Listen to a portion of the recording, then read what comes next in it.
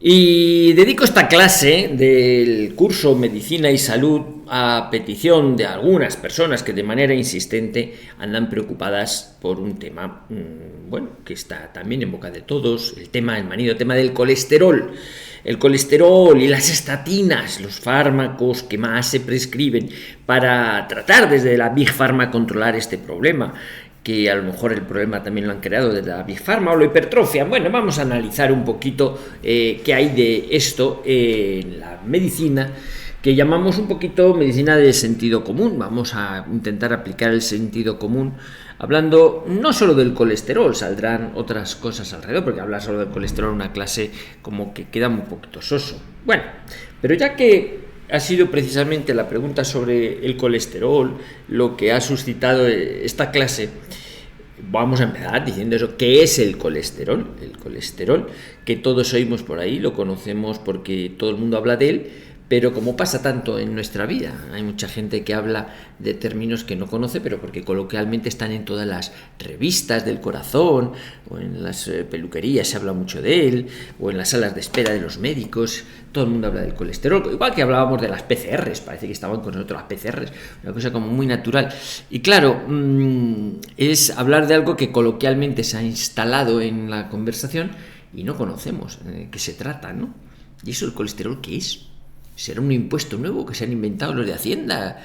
¿Qué es eso? Algo que tiene que ver con los de las zonas de exclusión, de zonas de bajas emisiones, ¿o cómo es esto?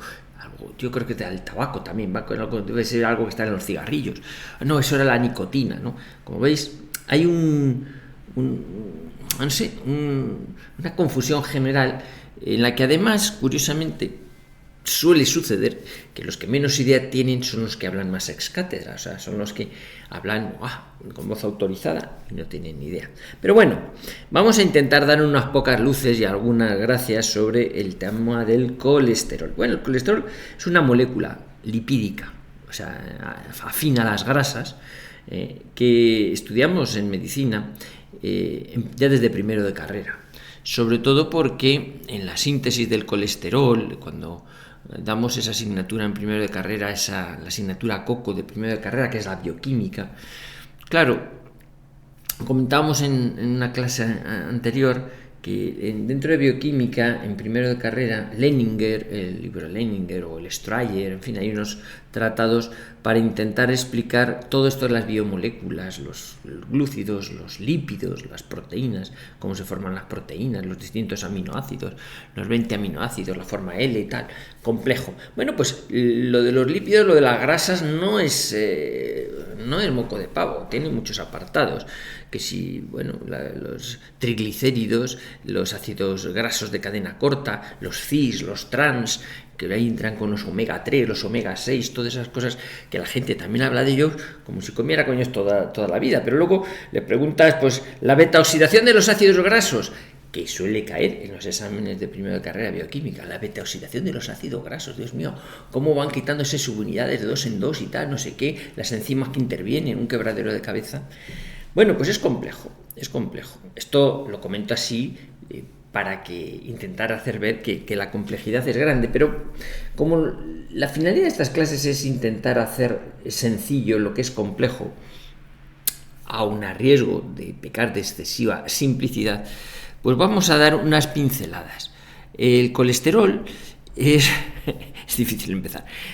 Es una molécula que tiene como base 4 anillos, 4 formas químicas.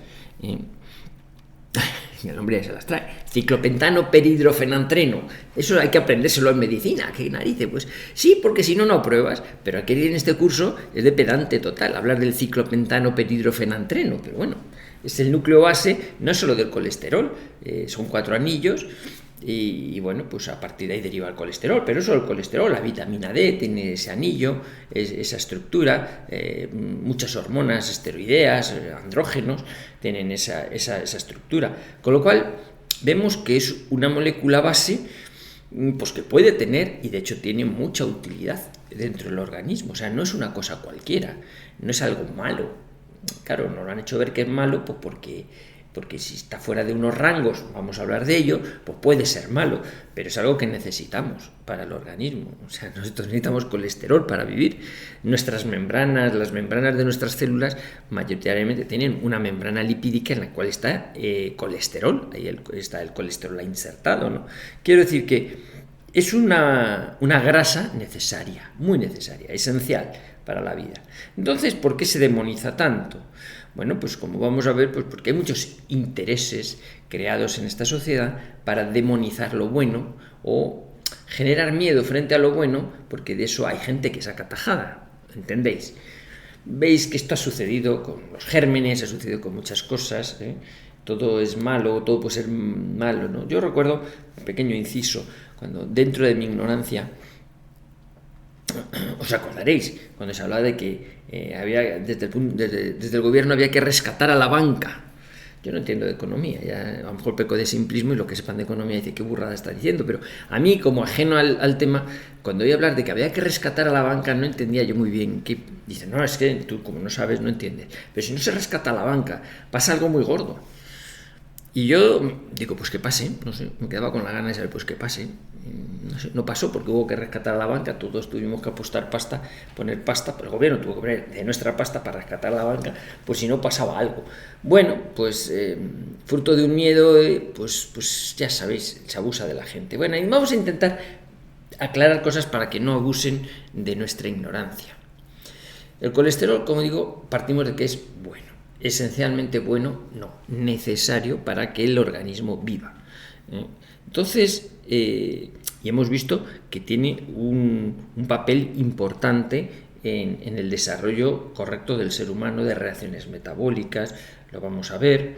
Con lo cual, lo que sí que tiene que haber para que haya salud es un equilibrio.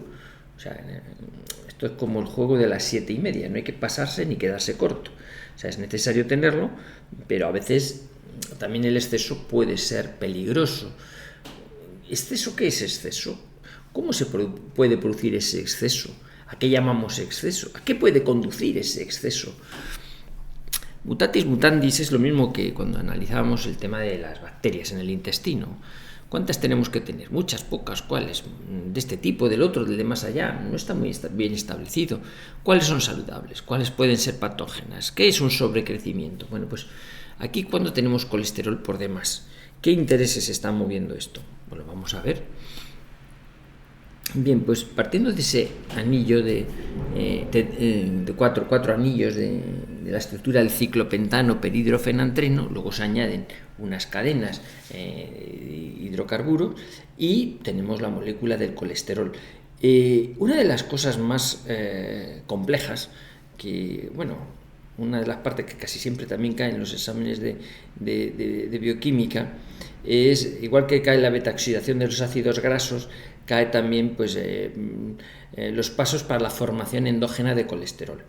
Porque el colesterol es una molécula que podemos recibirla a través de la dieta, como es un lípido, puede integrarse, puede asimilarse a través de la dieta pues bastante bien, con poca degradación, e incorporarse al individuo por ese proceso de absorción, o bien podemos tener una producción de colesterol endógeno, es decir, que el propio organismo tiene sus mecanismos para las estructuras químicas, las enzimas necesarias para ir ensamblando piezas y formar colesterol. Ese es el colesterol endógeno. Y ese proceso tiene varias enzimas que van haciendo cada vez más compleja el colesterol, o sea, hasta llegar a la molécula completa, ¿no? Y uno de ellos, que es importante tenerlo en cuenta, no vamos a hablar de todas las enzimas que intervienen, porque eso, como digo, es para los los sufridos alumnos de medicina que lo aprendemos, y luego tenemos que olvidarlo para dedicar la cabeza a cosas más importantes. Pero bueno, si no te lo aprendes y te lo preguntan, pues claro, suspendes. No. Pero para eso hay que aprenderlo. Como se aprenden tantas cosas en la vida, para pasarlas y ya está. Bueno, os hablaré de esa enzima que tiene mucha enjundia, porque de ella, sobre ella se han cebado las estatinas, que es la otra palabra estrella de esta clase. Colesterol y estatinas son las palabras estrella, y claro, vamos a ver sobre qué enzima incide esto, ¿no? Lo vamos a ver a continuación, es importante. Bien, el colesterol, hemos metido mucho miedo a la gente con ello. Claro, lo que tenemos que saber es la utilidad que tiene para nosotros y la utilidad que tiene para los malos. Los malos son los que nos quieren meter miedo sobre una molécula que no tendría por qué dañarnos, ¿no? No nos daña, de hecho, salvo en determinadas circunstancias, las vamos a comentar, ¿no? Pero, como digo, en medicina tenemos que aprender muchas cosas que luego se olvidan. Claro, a alguno le puede escandalizar. ¿Cómo los médicos van a olvidar de esto, tal, de más allá? Pues mire, así de simple, como usted mismo. ¿Usted se cree? Usted, el que me está oyendo, usted seguramente tiene, seguro que conduce, ¿no? ¿Usted aprobaría el carnet de conducir? Ah, pues sí, porque me lo estudié hace poco, lo he sacado hace poco. Bueno, pues a lo mejor sí. Pero llevo unos años conduciendo, hace el examen de conducir y suspende. Y la inmensa mayoría de los médicos que ejercemos medicina, los médicos especialistas, ninguno aprobaría el MIR. O si lo aprueba, no saca muy buena nota. Porque lo que te preguntan en el MIR son chorradas. El MIR es un examen que tienes que aprenderte multitud de tonterías que no te valen para nada, pero que es importante para que apruebes el examen y puedas ejercer o puedas hacer una especialidad. Como tantas cosas en la vida. Los funcionarios, una vez que hayan sacado la plaza, se olvidan de la Constitución española. Se la tienen que aprender porque les van a preguntar. Entra, pero luego ya te olvidas. Que lo que digan me da igual. Como si la quieren cambiar, o como si no hay, total para lo que vale. Bueno, no nos vamos a meter, no nos vamos a derivar. Vamos al grano. Como veis, yo tengo la voz un poco tomada. Bueno, ¿qué tenemos que saber? Las funciones del colesterol las hemos mencionado en el apartado anterior. Una de ellas muy importante es que forma parte de las estructuras lipídicas de los lípidos que componen la membrana de las células. Fijaos, si tenemos células, la célula tiene una pared, una membrana lipídica, que hay triglicéridos, hay grasas. El modelo de sándwich de Danieli, que habla de la doble capa lipídica, tal. No vamos a entrar en ello, es muy bonito. Pero ahí hay colesterol, y el colesterol circula por el organismo como grasa, que es la que, en definitiva, nos referimos a ella. Yo tengo mucho o poco colesterol, te está refiriendo a una cifra de miligramos por decilitro de colesterol en sangre. ¿Cuánta sangre, cuántos lípidos circulan por el organismo? Lípidos es un término que hace referencia a las grasas en general, y característicamente nos referimos a los triglicéridos o al colesterol en las determinaciones analíticas. Los triglicéridos son ácidos grasos que van ensamblados en una molécula de glicerina.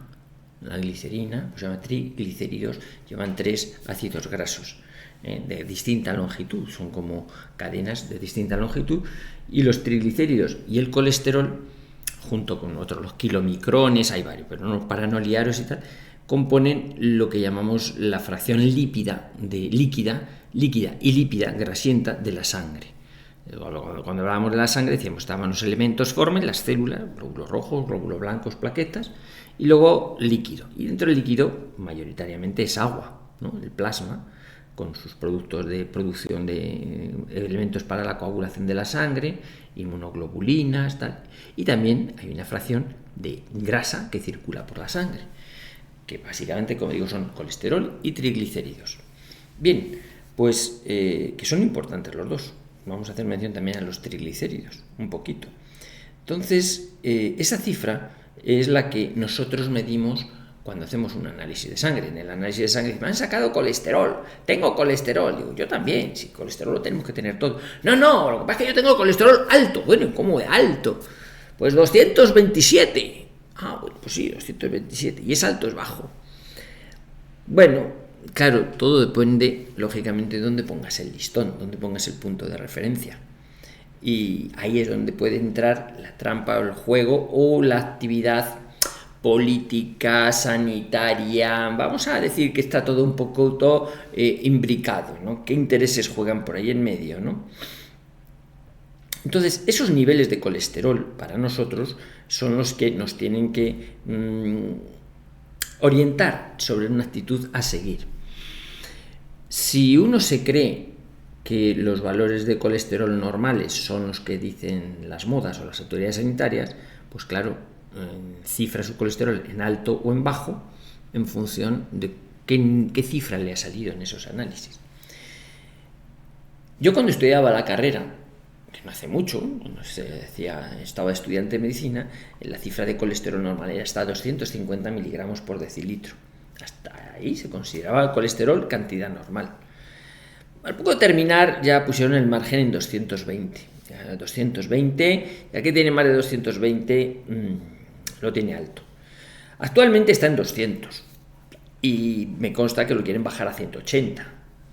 Entonces, claro, si os dais cuenta, hay una reducción de ese umbral de lo sano, por decirlo de alguna manera, lo normal. Hemos reducido el margen de normalidad. Yo siempre digo, es como si, no sé, esas multas que a veces pone el radar de la Guardia Civil porque va muy deprisa. En un sitio, oiga, aquí va usted a 65, en un sitio a 60. Bueno, pues como pongan el radar a 30, caemos todos, claro. ¿Dónde quieres poner el límite? Pues donde quieras ponerlo, donde te parezca prudente. ¿Y quién establece los márgenes de prudencia? Esa es la clave. O los márgenes de normalidad. La medicina o diferentes intereses. Ahí está. ¿Qué es lo que debe ser normal? Si quienes van a estimar la normalidad tienen sentido común, pues a lo mejor aplica unos criterios basándose en la observación o en lo que pasa en la sociedad. Si hay intereses crematísticos por medio, pues los intereses crematísticos untarán a determinadas personas con una relativa influencia sobre la gente, unas voces autorizadas que intenten convencer de que los niveles tienen que ser más bajos por seguridad, por su seguridad, recuérdelo, siempre por su seguridad, por su propio bien. No quiera pensar que es que aquí hay otros intereses más que su salud, lo que se busca es su salud. Y entonces ahí tenemos los niveles que van fluctuando y que van bajando. Y entonces sí, es verdad, uno puede criticar y decir, no, eso que dice aquí el doctor Benito de que obedece a intereses, no, que hay un estudio sobre cardiopatía isquémica, es decir, problema tal de colesterol y tal alto, que se ha visto que y entonces es conveniente que. Vamos a hacer mención de ello. Porque una de las cosas en la que empezó ya a relacionarse, a demonizarse el colesterol, lógicamente, fue con un proceso que es la arteriosclerosis. La arteriosclerosis es endurecimiento de las arterias, sin más. Arteriosclerosis es un proceso que va muy vinculado al envejecimiento, a la edad. Lógicamente, las arterias, que es por donde circula la sangre, tienen una pared elástica para deformarse con los bombeos de la sangre, que luego se utilizan como muelle recuperador para seguir bombeando la sangre. Y sí que se ve, pues, efectivamente, que con el paso de los años, pues igual que el disco intervertebral se hace más pequeñito, perdemos estatura, ¿verdad? Nos hacemos más pequeñitos, nos encogemos, perdemos agua, nos deshidratamos, nos salen arrugas, en fin, envejecemos, que el tiempo nos hace envejecer. Bueno, pues las arterias también se van deteriorando y esas cañerías lisitas y preciosas que tienen los jóvenes, pues pasa como construyes una casa y las cañerías inicialmente las hemos puesto nuevas, pues si la vas a mirar dentro de 10 años, bueno, o menos, están llenas de óxido, de herrumbre, de tal, y bebemos agua que pasa por ahí, pues sí. Se pusieron nuevas en su día, pero claro, ahí ha circulado de todo, ¿no? Se han ido deteriorando, el paso del tiempo lo ha ido deteriorando. Es así, se llama involución fisiológica, es que tenemos que hacernos viejos y hay que aprender a envejecer con dignidad. Y entonces se involucró, y es verdad, que quizá determinados niveles altos de colesterol, sobre todo si se añadía, por ejemplo, pues una tensión arterial un poco alta, pues podía ser elementos agresivos sobre el endotelio, sobre la pared de los vasos sanguíneos, de las arterias. Podía incidir e ir provocando irritación, inflamación reiterada de las arterias, de la pared de las arterias. Y esto, a la larga, podía conducir a la placa de aterosclerosis, o sea, con calcificación posterior, o sea, se va endureciendo y se va volviendo rígida, deformada y ulcerada. Esa es la patogenia global del proceso de arteriosclerosis, de endurecimiento de las arterias, que es importante tenerlo en cuenta porque luego está en la formación de trombos, de ictus, de émbolos. O sea, el proceso puede ser muy importante, de ahí la importancia de cuidar bien el endotelio, la pared interna de revestimiento de los vasos sanguíneos, que ahí inciden algunas moléculas y tal para intentar cuidar el interior de nuestras tuberías sanguíneas para que nos duren lo más posible, en el mejor estado posible. Vamos a verlo.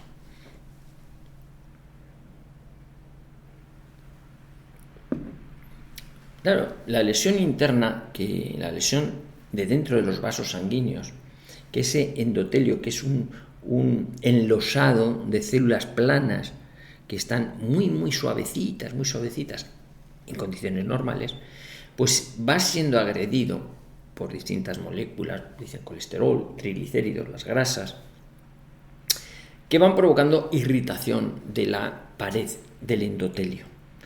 Y eso pues hace que atraiga células inflamatorias, macrófagos que van ahí a fagocitar la grasa que se deposita, genera una reacción inflamatoria, la inflamación deforma la tubería que era más lisita, pero ahora ya no es tan lisita.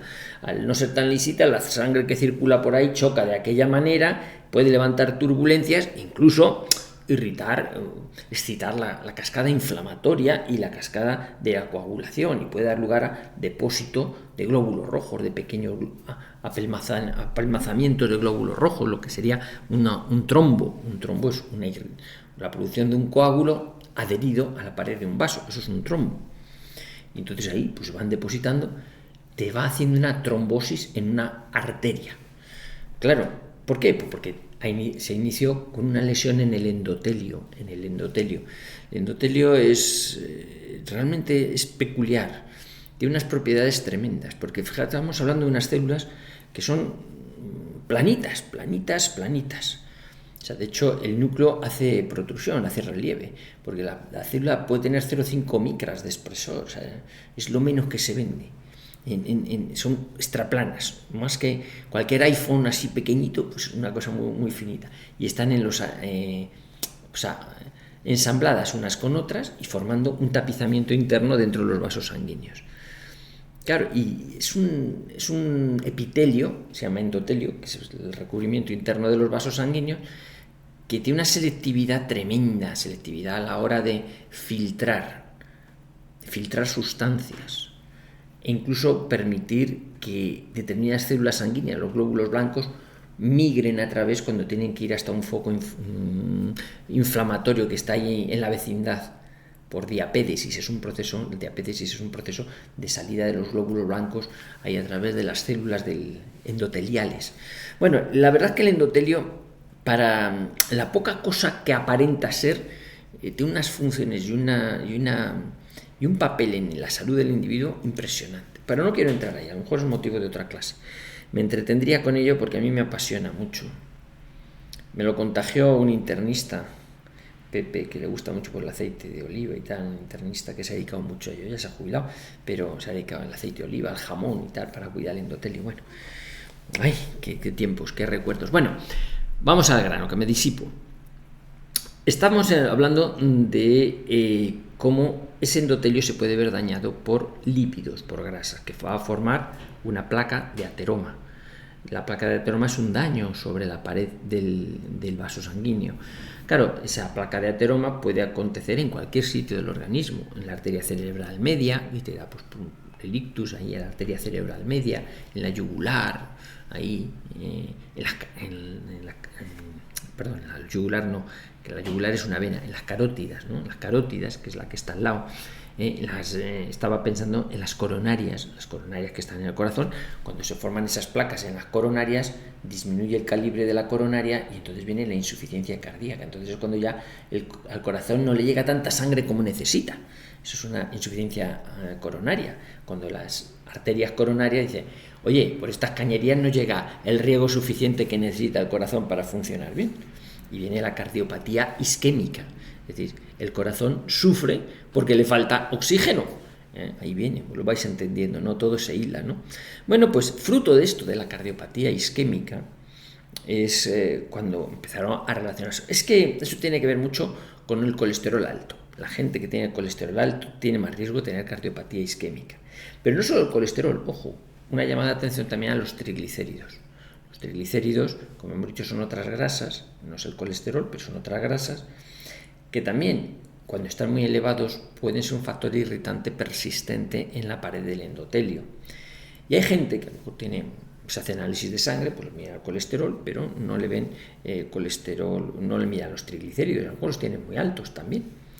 Incluso cuando hablamos de hay un capítulo dentro de endocrino o de metabolismo, según las distintas carreras, o sea, de distintas universidades, como lo tengan distribuido, que son el de las hiperlipemias. Las hiperlipemias, para hablar de cuadros en los que hay alto el colesterol o los triglicéridos, o los dos, porque hay cuadros de pacientes que tienen una hiperlipemia mixta, colesterol alto y triglicéridos altos.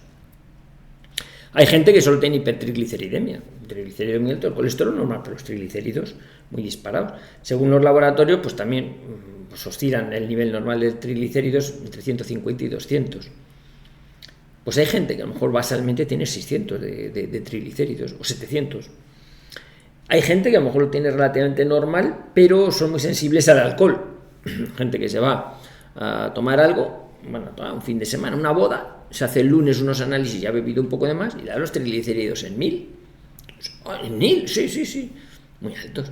De hecho, suele ser gente cuando tienen o bien colesterol o bien triglicéridos altos, que característicamente cuando haces un análisis de sangre y dejas que la sangre en el tubo de ensayo se repose la parte roja de los glóbulos rojos debajo y el líquido arriba, entre medias suele quedar una capa blanca lechosa.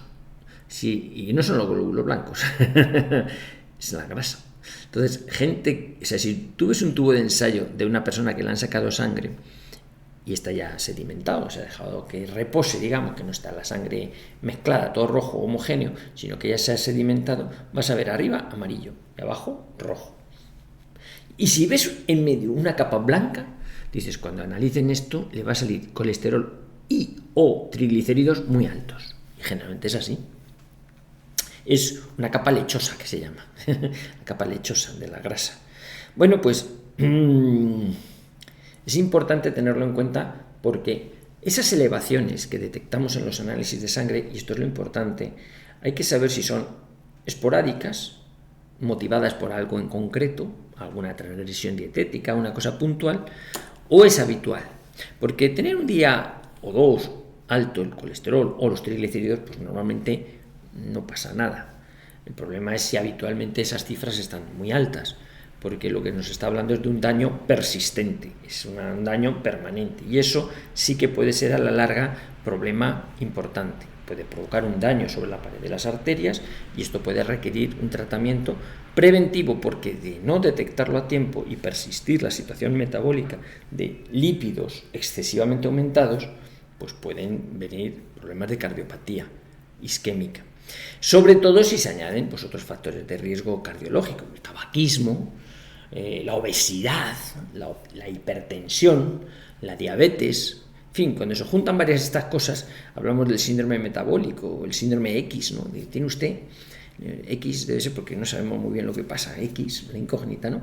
Pues tiene usted obesidad, sobrepeso, está fumando, encima tiene usted hipertensión, tiene el colesterol o los triglicéridos disparados, encima toma alcohol, encima no se cuida, sedentarismo, tiene no un principio de diabetes, un final de diabetes.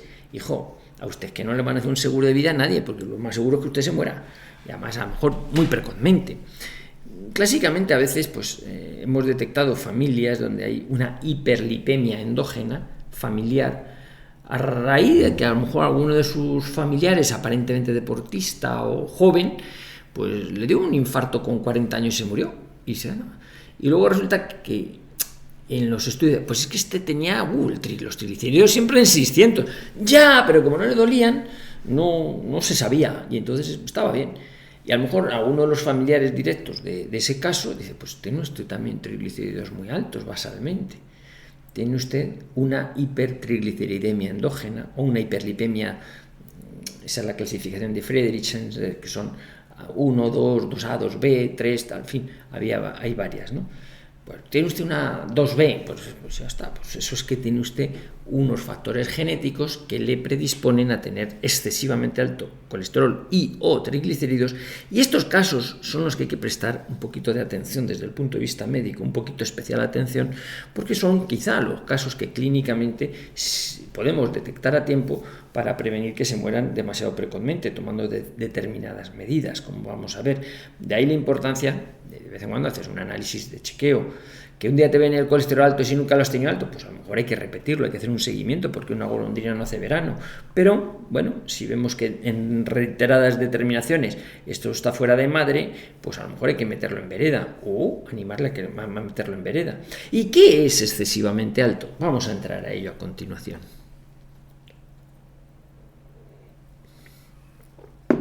Bueno, pues os decía que las cifras de colesterol han estado sujetas a muchas modas de siempre, ¿no? Más recientemente, quizá porque lógicamente hay factores económicos por medio. Os decía también que dentro de la síntesis endógena del colesterol, ese proceso que el organismo tiene para ir produciendo colesterol de forma natural, pues hay varias enzimas que intervienen.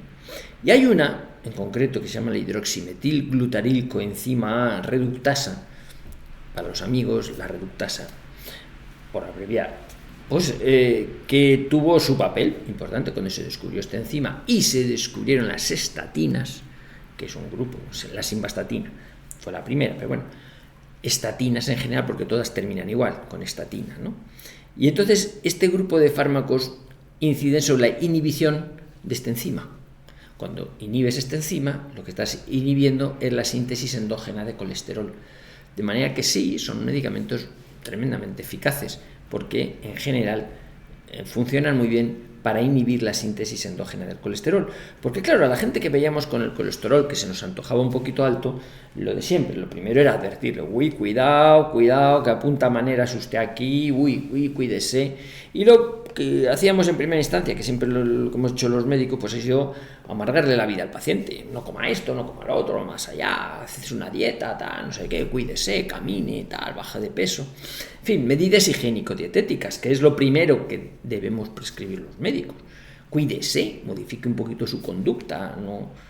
Claro, le quitábamos pues todos los alimentos procesados, la grasa, que si huevo, que si no sé qué, unas modificaciones dietéticas en las cuales a veces el paciente se desanimaba un montón porque veía que hacía una dieta lo más monacal posible y sin embargo en los siguientes análisis de sangre, pues sigue el colesterol aquí en 300, ya, pues es que yo no salgo de la lechuga y tal, no sé qué. Y le echamos la bronca diciendo, no es usted cumplidor de la dieta. Y no era una cuestión de dieta. A lo mejor era un paciente que tenía una hipercolesterolemia endógena y por mucho que estuviese haciendo una dieta ascética, no comiera nada, tenía el colesterol muy alto.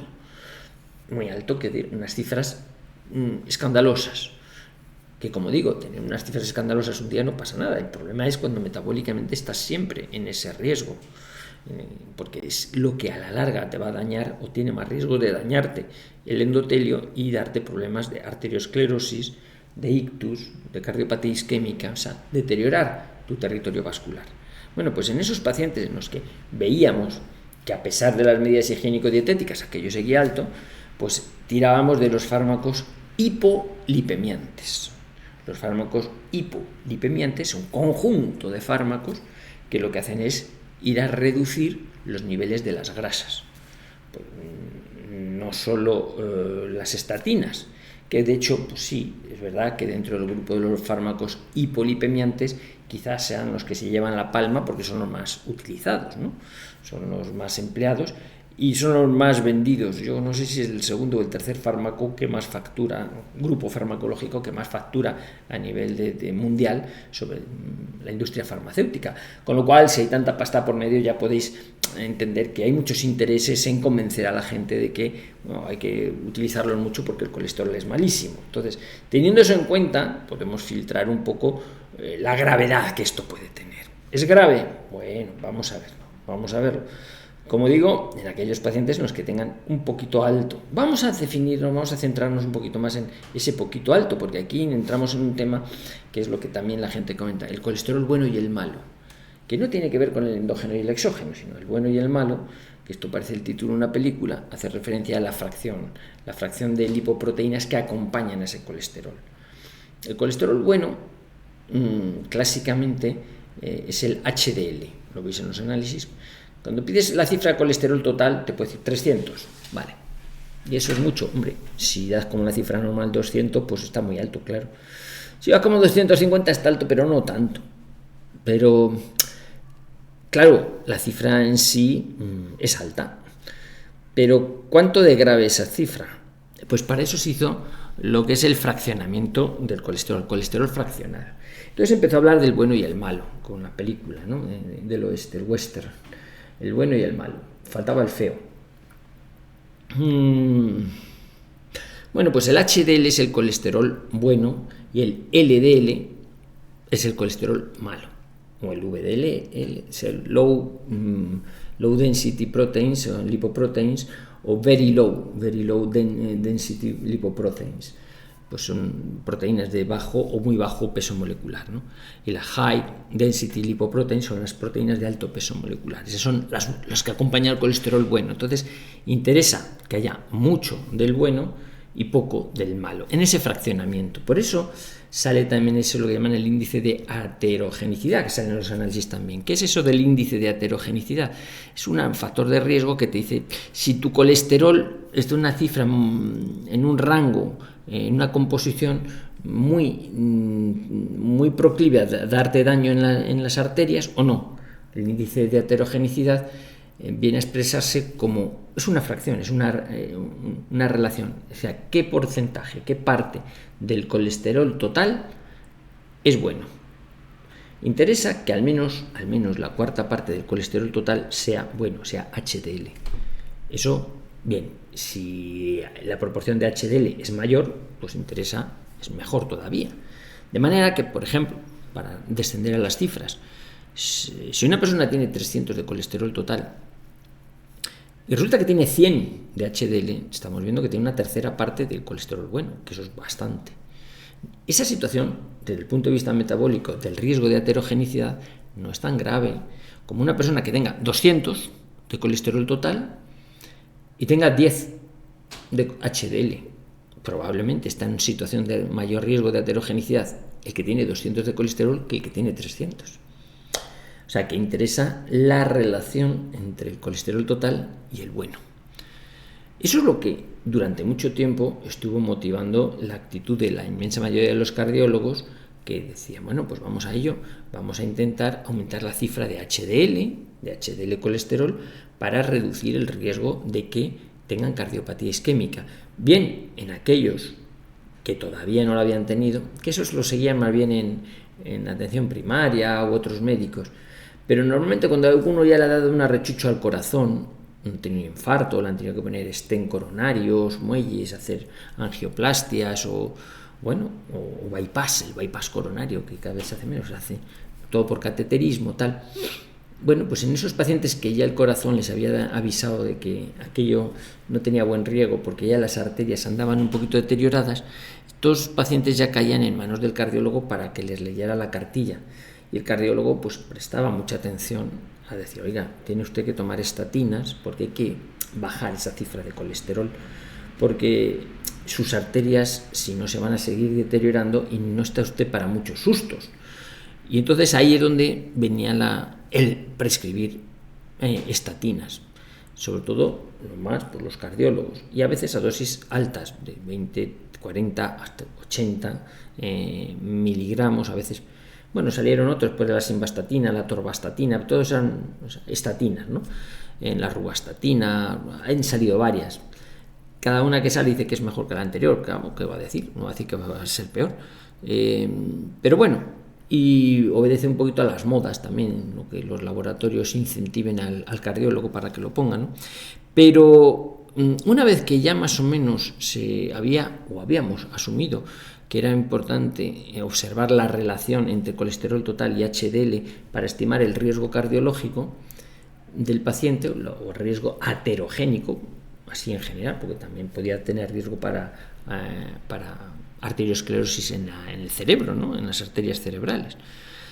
Una vez que ya más o menos estábamos instruidos en manejar esa relación, pues ahora más recientemente han visto que se ha puesto de moda otra relación, se ha empezado a hablar de que la importancia real no es tener alto el colesterol bueno, es tener muy bajo el colesterol malo. Lo vamos a ver a continuación porque ha sido un cambio de paradigma, por lo menos lo está siendo.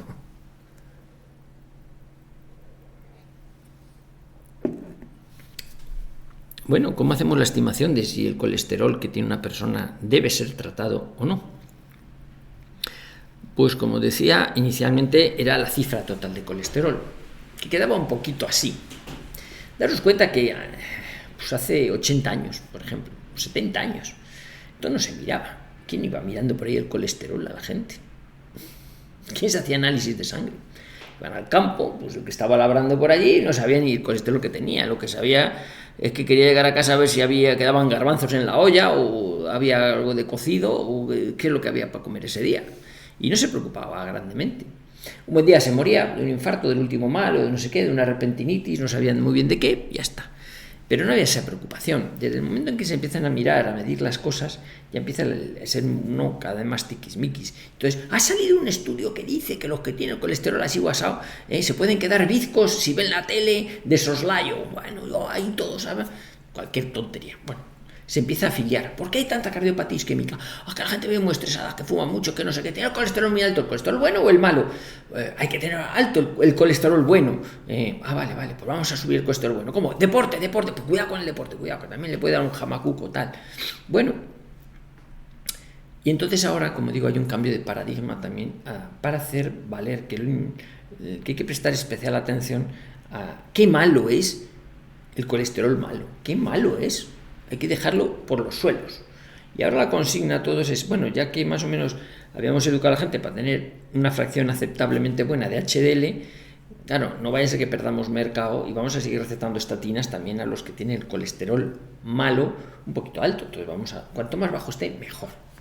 O sea, que estatinas para todos. Ya no se salva a nadie. ¿Por qué? Porque interesa fomentar esa actitud preventiva. Esto lo digo con un poquito de sorna y sé que puede ser muy criticado, pero os lo digo porque he recabado información de distintos cardiólogos. Y esta síntesis que os hago de esta evolución que hemos comentado, de fijarnos solo en el colesterol total, luego en la relación entre el colesterol total y el colesterol bueno, el HDL, y que fuese por lo menos una cuarta parte el colesterol, y con eso ya estabas protegido, estabas cardioprotegido, ¿no? Tenías un bajo riesgo de aterogenicidad. Vale. Bueno, pues eso más o menos se ha conseguido y ahora irrumpe esto otro que ya digo, los cardiólogos que yo he consultado dicen, bueno, aquí ya sí que se ha terminado de ver el plumero de que querían poner estatinas a todo el mundo. Eso que tengamos el colesterol malo por debajo de 110, pues ¿qué quieres que te diga? Es que eso ya es un desideratum. Ahí ya es eso, como poner el radar a 30 kilómetros, vamos a caer todos subsidiarios de tomar estatinas, porque de forma basal.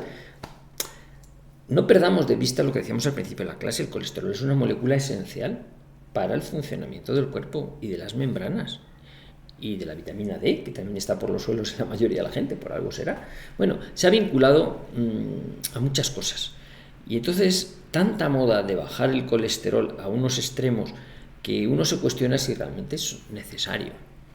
O por lo contrario, incluso puede ser perjudicial. Claro, en la gente que además tiene un miedo adicional porque su vida ha peligrado, porque le ha dado un susto el corazón, que hasta a punto de parársele, o se le ha parado, o ha tenido una angina, o le han tenido unos stents, unos muelles ahí en el corazón para ensanchar aquello, esa persona ya va con un miedo añadido. Entonces, claro, si a mí me dicen que tengo que tener el colesterol malo a cero, yo hasta que no esté a cero no paro. Se me han dicho que hay guerra al colesterol. Y entonces es gente más instruida, más aleccionada en la importancia de tener colesterol por los suelos. A veces yo veo en consulta por gente que dice, colesterol total, 110. ¿Y qué toma? Pues tomo atorvastatina 80. Digo, 80 miligramos de atorvastatina con el colesterol en 110. Digo, Dios mío, pues ¿dónde queremos llegar? Que deja perplejo. No, pues mi cardiólogo dice que cuanto más bajo mejor. Digo, cuanto más bajo mejor, no sé. A lo mejor ahí encontramos una cierta discrepancia en el manejo de cómo hacerlo. Sí, porque se ha visto ahí estudios que dicen que el riesgo disminuye proporcionalmente a cuanto más bajo tengo el colesterol. O riesgo de reinfarto más alto si tengo el colesterol por las nubes. ¿Qué es por las nubes? A partir de 120. A partir de 120, ¿sí? Claro, ¿cómo le haces entrar en razón? O que razone de otra manera, no sé si entrar en razón, pero que razone de otra manera. Una persona que con el miedo en el cuerpo de que el corazón lo tiene hecho una patata, el médico le ha dicho que 120 de colesterol. Digo, bueno, pues 120. Pero en fin, ahí hay puntos de discrepancia, y ahí es donde muchos investigadores que a lo mejor no tienen conflicto de intereses, pues no sé, Laporte Rosselló, que salía tal, y pues, la industria farmacéutica, tal, pues sí, efectivamente, unos intereses excesivamente cargados para intentar generar un miedo que a lo mejor científicamente no tiene tanta base. Pues no diga que científica, porque hay tal estudio y tal, vamos a coger tal estudio, vamos a ver quién lo ha patrocinado, vamos a ver cómo se ha hecho, porque esto es más falso que un Judas de plástico. Claro, pero sí, luego esos papers salen por todos los congresos, no, porque el estudio Framingham, el estudio no sé qué, el estudio no sé cuánto, dices, y todo como eso parece palabra de Dios, nadie lo discute, digo, pero vamos a ver, es que esto tiene un sesgo. Está hecho con este tipo de gente y tal, no sé qué, y esto lo han pagado. Qué duda cabe que iba a salir un resultado así, pero no corresponde a la realidad para la inmensa mayoría de la gente. Aquí estoy entrando en un tema, como veis, pantanoso. ¿Pero por qué? Porque estoy entrando en conflicto con lo que sería la visión oficialista de la medicina, la que nos enseñan en las facultades, pretenden enseñarnos, pero bueno, teniendo un poquito de visión crítica, te das cuenta que no es tan fácil que te la peguen. Otra cosa es que luego, aparte de que te están contando una cosa que no te terminas de creer, te pongan en el bolsillo la pasta, y entonces, bueno, pues ya no hay remedio, pues sí, venga, estatinas, bueno, que además las cubre la financia de la Seguridad Social, las pagamos entre todos, ya está, y son fármacos seguros. ¿Cuán de seguros son? Porque también no están exentos de efectos secundarios. Y de hecho, cuando hablamos de los fármacos o las medidas hipolipemiantes, claro, hay mucha gente que aborda el tema diciendo, bueno, es que también hay remedios naturales que pueden tratarlos, sí, que si la semilla de arroz rojo y los licopenos, el licopeno también funciona muy bien, en fin, hay varios productos que pueden de forma natural reducir las cifras de colesterol.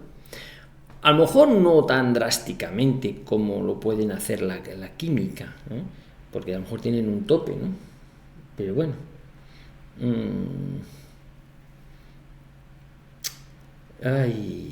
Pero vamos, son medidas que muchas veces los pacientes te dicen, yo voy a probar esto, voy a probar otro. Yo no me opongo, digo, si usted tiene el colesterol un poco alto, quiere llevarlo a estos rangos y va a aplicar una medida natural porque le han dicho que así o asado, haga la prueba, compruebe a ver si es verdad o no, compruébelo usted mismo.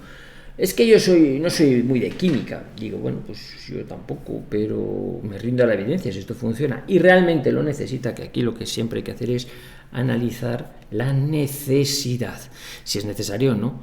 O sea, no es por la moda. ¿Cuánto tiene usted? 230. ¿Y qué tal se encuentra? Muy bien. ¿Y ha tenido cardiopatía isquémica? No, yo no. Pues déjalo estar.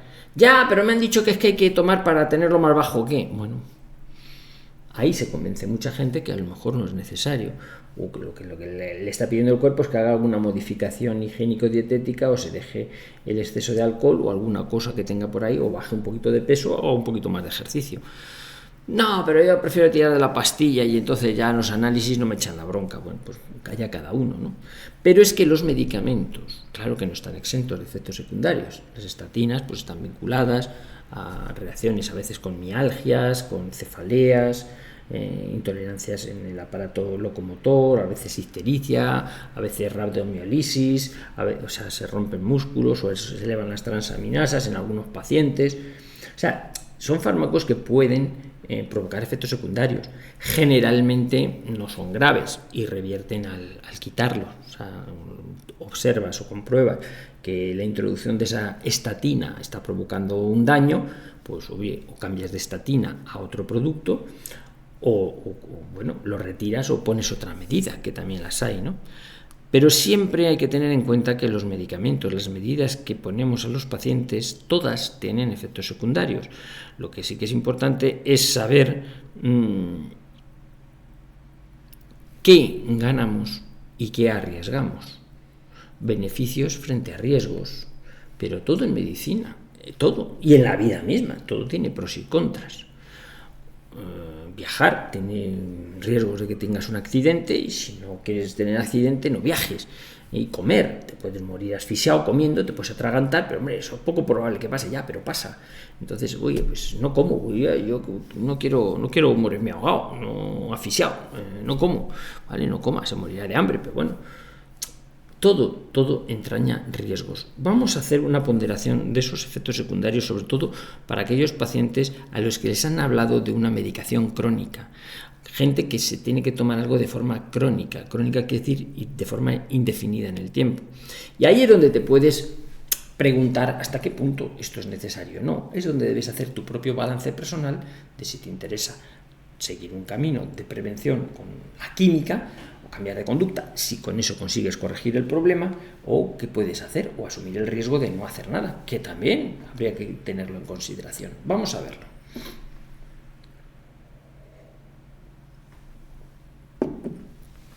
Bien, como hemos visto, el manejo del colesterol en el ámbito de la medicina se ha convertido en la creación de un problema crónico, ¿no? La hiperlipemia, la hipercolesterolemia o hipertrigliceridemia constituye algo muy frecuente en la historia clínica de la inmensa mayoría de los pacientes que visitan los hospitales o van a los centros de salud. Tengo colesterol alto y en su cartilla pues figuran las estatinas, fármacos que, bueno, pueden dar un problema o no. La inmensa mayoría de la gente que los toma no tiene efectos secundarios marcados a corto plazo. Como todo, empiezan a salir estudios de si a largo plazo puede incidir en mayor deterioro cognitivo, como le pasó al omeprazol. En mi ámbito, en el tema del omeprazol, claro, lo toma mucha gente desde hace muchos años y siempre te dicen, oiga, es que esto, han salido estudios que dicen que a largo plazo pues puede provocar pues, atrofia gástrica, deficiencia de vitamina B12, deterioro cognitivo, Alzheimer, incluso insuficiencia renal, hipomagnesemia. ¡Joder! ¡Cuántas cosas! Tiene muchos efectos secundarios. Digo, bueno, vamos a ver. ¿Qué riesgo relativo tienes? Es decir, ¿de dónde viene ese aumento de riesgo? Pues es que se han estudiado a 30 años una corte de 30.000 pacientes que tomaban el omeprazol a diario y 30.000 personas que no lo tomaban. Y se ha visto que entre los que lo tomaban hay más casos de estos, de gente con este tipo de deterioros. ¿Cuántos más que en el otro? Pues un 0,2% más. O sea, me quiere decir que hay un riesgo aumentado de 0,2% en los que toman omeprazol a diario a 30 años frente a los que no lo toman. Sí, esto está, pues muy bien. ¿Y ese riesgo es muy significativo o no? Porque claro, estamos hablando de un 0,2% o de un 1% a 30 años. Es que yo no quiero tener Alzheimer. Y aquí dice que puede tener un 1% más, se ha visto. Se ha visto esa asociación, que como decimos siempre, no necesariamente es causalidad, pero bueno, aunque lo fuera. ¿Y si analizamos los beneficios? Es decir, esos pacientes que durante 30 años han estado tomando omeprazol. Pues dices, hombre, ¿qué han evitado? Pues si lo han estado tomando porque realmente lo necesitaban, por ejemplo, porque tienen una enfermedad por reflujo gastroesofágico, pues hombre, piense usted que si esa persona con un reflujo gastroesofágico le sube el ácido para arriba y le quema el esófago, no llega a tomarlo. Oh, por cierto, que me he acordado, perdonadme que pongo esto. Un poquito de publicidad. Digo, si no lo llega a estar tomando, entonces le hubiera salido un cáncer de esófago, por ejemplo. Digo, ¿le hubiera salido un cáncer de esófago? Sí, claro, a los 8 años o 10 años. O sea, que a 30 años no hubiera llegado. Ah, pues entonces le prevenía de cosas muy importantes. Claro, vamos a ver. Las medidas que tomamos, en general, tienen pros y contras. Lo que hay que analizar, una vez más, insisto, es beneficios frente a riesgos. Es decir, una persona que le propongan, usted trate su hiperlipemia porque si no, le pasa algo. Digo, ¿qué es ese algo que me puede pasar? Pues es que hay que hacer una estimación de riesgo. ¿Realmente me puede pasar algo muy serio? ¿Con qué probabilidad? Si lo único que haces es meterte miedo, como nos decían, hay que rescatar la manca porque si no pasa algo. Bueno, si pasa algo, que digan que puede pasar, ¿no? En fin, pues sí, es que mire, no es lo mismo incidir en que trate el colesterol, que no lo tenga muy desmadrado una persona que a lo mejor ya le ha avisado el corazón porque tiene una angina, ha tenido angina o un infarto, frente a otro que nunca ha tenido ningún problema, que tiene las coronarias sanas. Dice, pues no me meta tanto miedo, que parece que el corazón no es mi talón de Aquiles, ¿no? Y es valorar los pros y los contras, que usted encuentra alguna medida natural que consigue llevar las cifras de colesterol a unos niveles aceptables que no sean dañinos, que no aumenten el riesgo de placa, de aterosclerosis. Digo, bueno, pues a lo mejor esta medida es preventiva y es útil, y además si no tiene efectos secundarios así aparente, lo tolera bien, no tiene interacciones medicamentosas, pues a lo mejor en su caso concreto el beneficio de tomar estatinas se justifica. Pero volvemos a lo mismo. hagamos una valoración individual del caso, apliquémosle al paciente los pros y los contras de tomarlo en su caso concreto. Ya, pero yo vengo a contárselo porque estoy muy asustado porque a mi vecino, el del cuarto, ha tenido un problema le han subido las transaminas mucho y tomaba lo mismo que yo. Yo no sé por qué lo tomaba su vecino, no sé si tiene indicación, a lo mejor hay que darle otro distinto o no darle nada porque no necesita tomarlo. Yo le puedo hablar de su caso. Digo, sí, es cierto, hay descrito gente que le ha pasado reacciones adversas. Por eso los medicamentos no están exentos de efectos secundarios y hay que prescribirlos con racionalidad, es decir, sabiendo que estás buscando un beneficio proporcionado para el paciente y que los riesgos no son muy altos. Por eso cuando hablamos de ciertos inyectables, ¿verdad? Que decían, ¿qué beneficio consigo? ¿Frente a qué riesgos? Un factor de incertidumbre tremenda. Pues chico, yo creo que la balanza pesa mucho más a favor de no ponerse nada así con carácter experimental, no siendo muy necesario, porque pasa algo si no me lo administro, puede pasar, pero pasa poco o no pasa nada. Entonces, ¿entendéis? Pros y contras e individualizar en cada paciente, en cada persona. Por eso la importancia es relativa y es especialmente lo de tomar estatinas y especialmente a tener en cuenta en gente polimedicada por problemas de interacciones medicamentosas. Es fácil que conforme van pasando los años la persona se va llenando de pastillas porque visitamos pacientes y cada vez le dan más pastillas y esta no sé qué, y la de la tensión y la del azúcar y la de la vista y la de no sé qué y no sé cuánto y la próstata y entonces no, y esta para la tiroides y esta para no sé cuánto y esto para el dolor y esto, pero si me duele el pie entonces mejor esta otra y esta no sé qué, esta para proteger el estómago, por supuesto que no falta la de proteger el estómago y entonces te has metido ahí 5 o 6 pastillas y evaluar las posibles interacciones medicamentosas entre ellas es prácticamente imposible. Es decir, no puedes asegurar que entre ellas se estén llevando bien, porque, bueno, puede haber interacciones y factores idiosincrásicos. Por eso, en la gente polimedicada es muy importante establecer prioridades también. A lo mejor no le puedo tratar de todas las cosas. A lo mejor esta cosa la tengo que dejar sin tratar. Me estaba acordando de un paciente en concreto, octogenario, que tiene un montón de cosas, y es verdad, y le estaban dando pues unas estatinas, cuando su nivel basal de colesterol pues anda en 210, pero porque tuvo una cardiopatía isquémica, pero se ha visto que los distintos, porque han intentado varios fármacos hipolipemiantes que le han dado, tienen interacciones con esto, con otro, más allá, y les descontrola el sueño, no sé qué. ¿Pasa algo realmente? Porque a Eusebio le quitemos las estatinas, hablando con el internista, tal, digo, es que está polimedicado y esto le está interaccionando.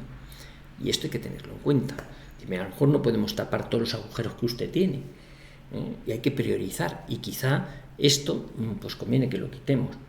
Bueno, pues, o añádele, pues no sé, pues sí que estaba tomando algunas medidas naturales para bajar el colesterol y tal, con productos de nombre comercial que no quiero decir aquí, y algo parece que le había bajado, pero dice, no le llegaba a unos niveles así aceptables. Bueno, al final hay que negociar con el paciente, decir, mire, no podemos tapar todos los agujeros, aquí se nos queda un poquito sin cubrir, pero es que si intentamos cubrirlo del todo con fármacos le descarajamos todo lo demás.